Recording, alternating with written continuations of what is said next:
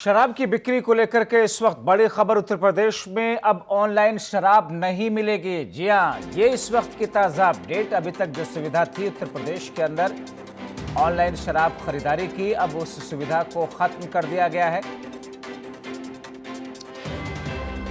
आबकारी मंत्री का बड़ा बयान आया है। अधिनियम में ऑनलाइन बिक्री की व्यवस्था नहीं है। दूसरे राज्यों में परीक्षण करने के बाद में फैसला लिया गया। पहले शराब की ऑनलाइन बिक्री हो रही थी, मगर अब ऑनलाइन बिक्री नहीं होनी है। तो लॉकडाउन में सोशल डिस्टेंसिंग की उड़ती हुई धज्जियां और इन तमाम चीज़ों को लेकर के जिस तौर पर उत्तर प्रदेश में या फिर कुछ राज्यों में इस बात पर विचार किया जा रहा था कि क्यों ना इसे ऑनलाइन कर दिया जाए, ऑनलाइन शराब की बिक्री हो, जिससे कम से कम होम डिलीवरी होगी, सोशल डिस्टेंसिंग की धज्जियां नहीं उड़ेंगी। मगर अब उत्तर प्रदेश में आबकारी महकमे की तरफ से जो बयान आया है उसके मुताबिक ऑनलाइन शराब की बिक्री नहीं की जाएगी। यानी कि अब अगर आपको शराब की खरीदारी करनी है तो आपको शराब की दुकानों पर ही जाना होगा।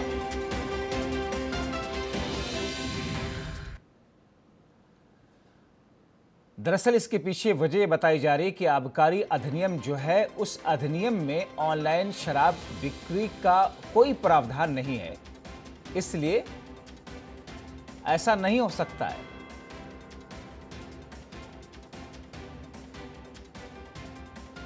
तो इसका मतलब यह है कि अब शराब की दुकानें जो खुल रही हैं, खुलेंगी, उन पर आपको जाना होगा और वहीं से आप शराब खरीद सकते हैं। ऑनलाइन की सुविधा फिलहाल उत्तर प्रदेश में नहीं मिलने वाली है। हालांकि जिस वक्त शराब की दुकानों को खोले जाने का फैसला लिया गया था और इसके बाद में जिस तरीके से 1-1 किलोमीटर तक लंबी लंबी अलग अलग जगहों पर लाइनें देखने को मिली थी, लोग एक दूसरे से सट करके खड़े हुए थे, सोशल डिस्टेंसिंग की धज्जियां उड़ती हुई दिखाई दे रही थी। उसके बाद में पुलिस प्रशासन के ऊपर भी काफ़ी सवाल उठे थे। हालांकि उसी वक्त एक सॉल्यूशन के तौर पर, एक विकल्प के तौर पर ये माना जा रहा था और ये सुझाव दिया जा रहा था कि क्यों ना शराब के दुकानों को या फिर शराब की बिक्री को ऑनलाइन भी कर दिया जाए, ताकि कम से कम भीड़ में कटौती हो। जो बढ़ती हुई भीड़ है वो कम से कम उस स्तर पर ना दिखे। मगर इस बीच में विचार हो रहा था, माना ऐसा जा रहा था कि ये फैसला लिया जाएगा, लेकिन अब जो सरकार की तरफ से, आबकारी महकमे की तरफ से फैसला लिया गया है, जैसा कि आबकारी महकमे की तरफ से आबकारी मंत्री ने इस बात का ऐलान किया है कि फिलहाल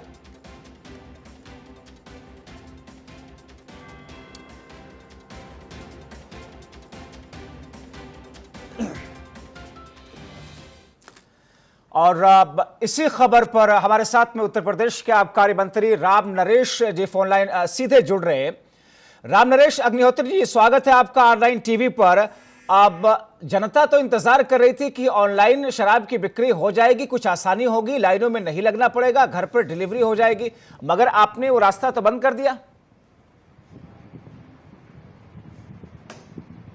नहीं, कोई भीड़ नहीं है, कोई लाइन नहीं है, अब सब खुला हुआ है और किसी भी दुकान पर कोई लाइन नहीं है उत्तर प्रदेश।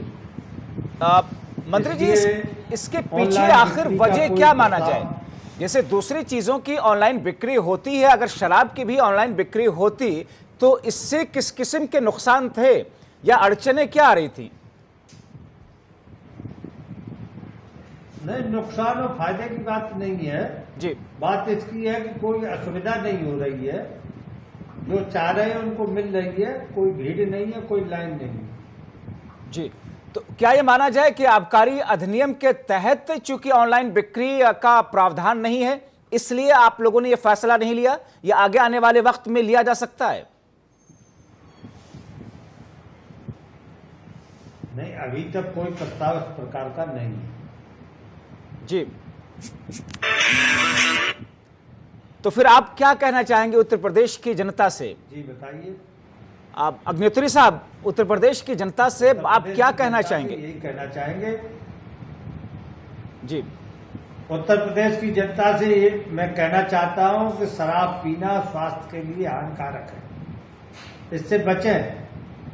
सर, और अगर मजबूरी है पीना जी तो दुकानें खुली हुई हैं, उन पर सोशल डिस्टेंसिंग का पालन करते हुए अपने खरीद सकते हैं।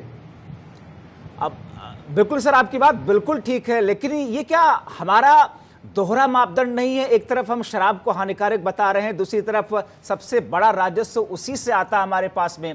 हम दुकानें भी खोल रहे हैं, हम ये भी कह रहे हैं कि साहब हानिकारक है, शराब मत पीजिए। कैसे ये आम जनता इसको समझ कैसे पाएगी सर? मेरे पास दोनों विभाग हैं, आबकारी एवं मद्य निषेध जी।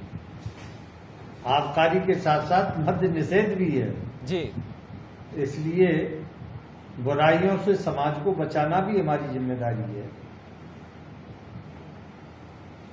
बुराइयों से सर कैसे बच सकते हैं जबकि हम उसी से राजस्व हासिल करने के लिए, क्योंकि इस लॉकडाउन के बीच में जहां सब कुछ ठप पड़ा हुआ है, आबकारी महकमा या शराब ही ऐसी चीज दिखी जिससे राजस्व थोड़ा सा वापस आता हुआ दिखे और इसीलिए दुकानें खोली गई। तो आपको तो ये कहना चाहिए कि ज्यादा से ज्यादा शराब पीजिए ताकि राजस्व आए। नहीं, जो हैबिचुअल है, जो पीते ही है, मजबूरी है जिनकी पीना, उनके लिए दुकानें खुली हुई हैं, वो खरीद सकते हैं, पी सकते हैं जी। लेकिन सामाजिक दृष्टि से और स्वास्थ्य की दृष्टि से मेरा अब भी यही कहना है कि ये स्वास्थ्य के लिए हानिकारक है, इसलिए इससे बचना चाहिए। चूंकि आप बहुत एक जिम्मेदारी भरे वाले पद पर हैं सर, और ऐसे में अब आगे की व्यवस्था क्या है कि कहीं अगर लाइन ज्यादा लग जाती है, लोगों की भीड़ हो जाती है, तो व्यवस्थाएं किस तौर पर वहां पर की गई? क्योंकि पहले भी व्यवस्था थी, पुलिस प्रशासन की टीमें वहां पर थी, लेकिन सोशल डिस्टेंसिंग के धज्जियां वहां पर उड़ गई थी। अभी अश्योर आप कर रहे हैं कि ऐसा नहीं होगा? नहीं, अब ऐसी समस्या नहीं है, ऐसी स्थिति भी नहीं है। अब कोई भीड़ दुकानों पर नहीं है जी, इसलिए लाइन लगाने का कोई कारण मेरे समझ में नहीं आ रहा जी। आपके कंधों पर काफी जिम्मेदारी है सर, क्योंकि अभी राजस्व कलेक्ट करने का सबसे बड़ा स्रोत इस बीच में आबकारी महकमा और शराब की बिक्री ही है।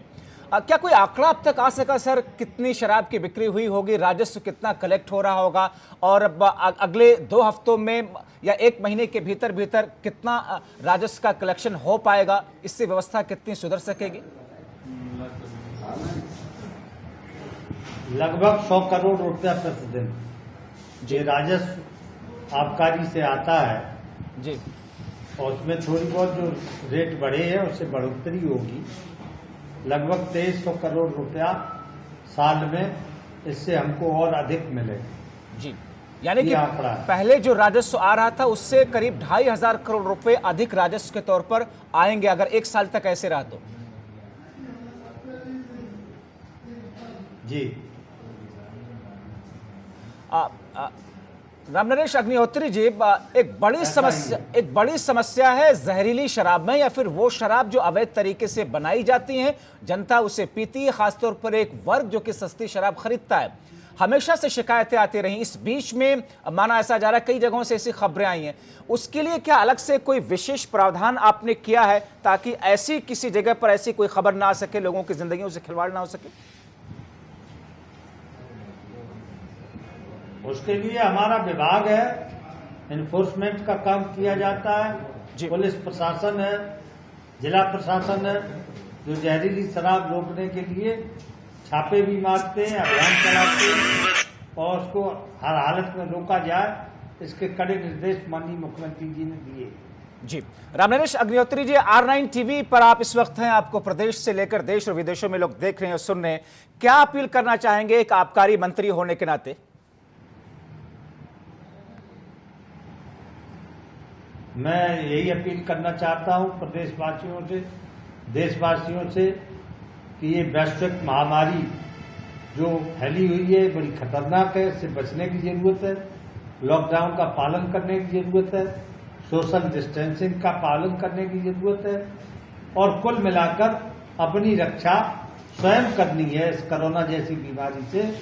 इसलिए मैं भगवान से प्रार्थना करता हूं कि मेरे देशवासी, मेरे प्रदेशवासी ये इससे बचे रहें, स्वस्थ रहें और देश का कल्याण। लोग शराब पिए या ना पिए सर, एक आबकारी मंत्री होने के नाते लोग आपके मुंह से सुनना चाहते हैं। नहीं, शराब जो पीते हैं वो किसी के कहने से नहीं पीते हैं जी और किसी के रोकने से रुकते नहीं हैं। वो जिनको आदत है वो पीते हैं। जी, एक अच्छा और एक मैं गलत तो ऐसा रास्ता नहीं कह सामने सकता लोगों हूं के कि है सब जो लोग चाहे शराब अख्तियार पीते करें। हैं। जी, बहुत शुक्रिया राम नरेश अग्निहोत्री जी, अपना विशेष और कीमती वक्त R9 टीवी पर दे करके जनता तक अपनी बात पहुंचाने के लिए। तो उत्तर प्रदेश के आबकारी महकमे के मंत्री थे, जिनका कहना यह है कि शराब लोगों को नहीं पीना चाहिए क्योंकि ये स्वास्थ्य के लिए हानिकारक है, मगर जो लोग हैबिचुअल हैं उन्हें कोई रोक नहीं सकता। और ऐसी स्थिति में जो आज की सबसे बड़ी खबर यह है कि ऑनलाइन शराब की बिक्री जिसको लेकर के चर्चाएं हो रही थी, अब वो ऑनलाइन बिक्री नहीं होगी क्योंकि आबकारी महकमे के आबकारी अधिनियम के दायरे में वो चीजें नहीं आती है।